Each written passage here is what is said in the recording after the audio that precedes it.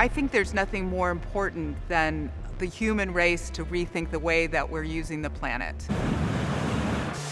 You see all these problems because the ocean is really yelling at us to do something, and we have to pay attention.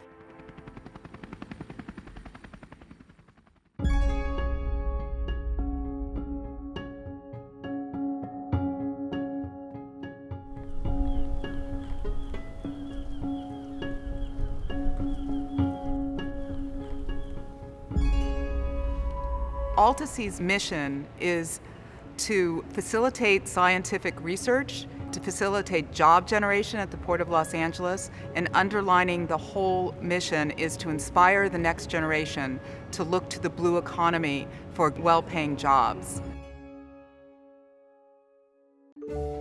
So the warehouse that we're in opened in 1915 and was used for trade and transit. You'll see railroad tracks on each side of this building. But it's 180,000 square feet. This kind of warehouse just doesn't exist anymore. The whole property is 35 acres, and it's 4,100 linear feet of dock space. It's perfect for what we want to do, which is create the biggest water cooler for the blue economy, the emerging sustainable blue economy. The blue economy is actually a cross-industry, cross-disciplinary, all-encompassing term that is related to everything about sustainable ocean solutions. It looks at things like ports and shipping transportation, the decarbonization of shipping. It is related to the coastal economy and tourism.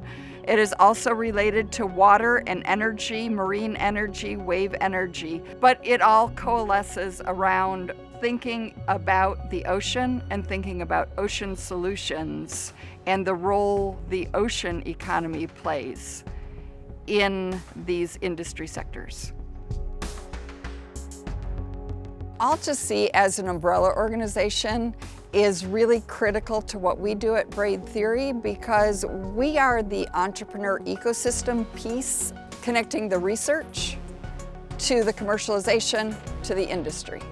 We're a venture advisory firm that is really focused on supporting engineering and science-led entrepreneurs in a number of disciplines, but all of it coalesces around solutions for the blue economy.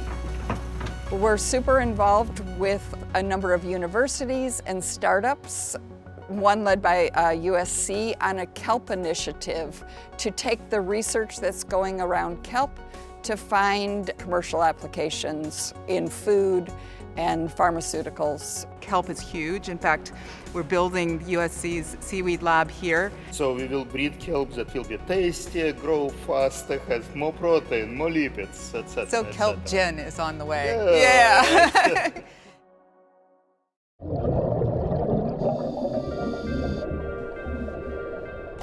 Aquaculture is a sustainable way to feed a growing population. I think the best definition for aquaculture is the controlled cultivation of a marine animal, whether that's a pearl, a mussel, an oyster, a fish, a sea sponge, a sea squirt, etc.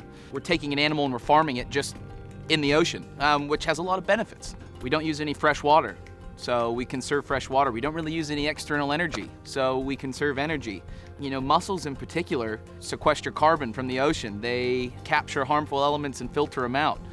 They improve the water quality and the clarity, and they create an environment for other animals to thrive as well. You know, they create artificial reefs, multi-trophic environments, and not just mussel farming, a lot of marine farming does the same thing. Aquaculture hasn't taken off in the US because there's no understanding of how it's done. There's really no pathway to establish it. Land-based farming has become something that feels natural and has felt natural for several hundred years now. The machinery, the techniques, the industry, the distribution, the sales, it's all familiar, it's all comfortable.